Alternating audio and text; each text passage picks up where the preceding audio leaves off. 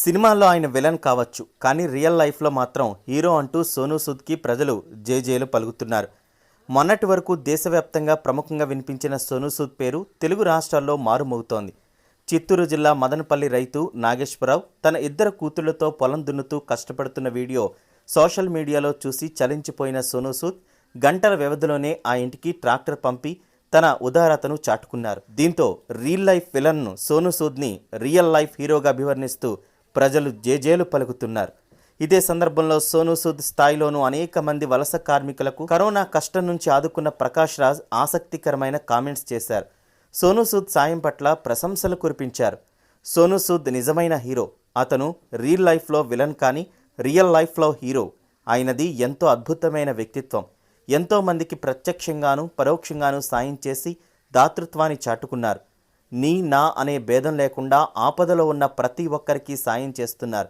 వలస కార్మికులను ఇంటికి పంపించడం కానీ, సొంత ఖర్చుల్ని భరిస్తూ వాళ్ళు సొంత ఊళ్ళకు వెళ్ళి సొంత వ్యాపారాలు పెట్టుకోవడం కానీ, చిత్తూరు జిల్లా మదనపల్లి రైతు ఉపాధి కోల్పోయి కూతుళ్లతో పొలం దున్నుతుంటే అది చూసి చలించిపోయి ట్రాక్టర్ కొనివ్వడం కానీ, ఆయన చేస్తున్న సేవకు పరిధులు లేవు. మనిషిలో హ్యుమానిటీ ఇంకా ఉంది అని మనిషిలో ప్రేరణ కలిగించే విషయం ఇది.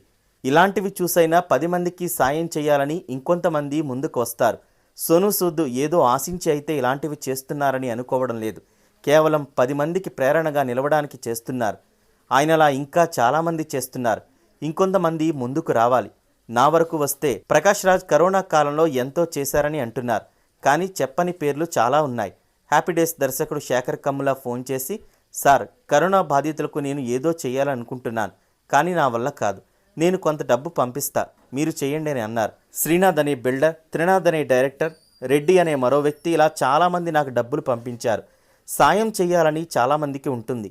దాన్ని ఎలా ఇవ్వాలి, ఏం చెయ్యాలన్నది చాలామందికి తెలియదు. అలాంటి పరిస్థితుల్లో నిజమైన బాధితులకు సాయం చేరేలా కష్టపడి పనిచేసే వాళ్లకు దాన్ని అందిస్తుంటారు.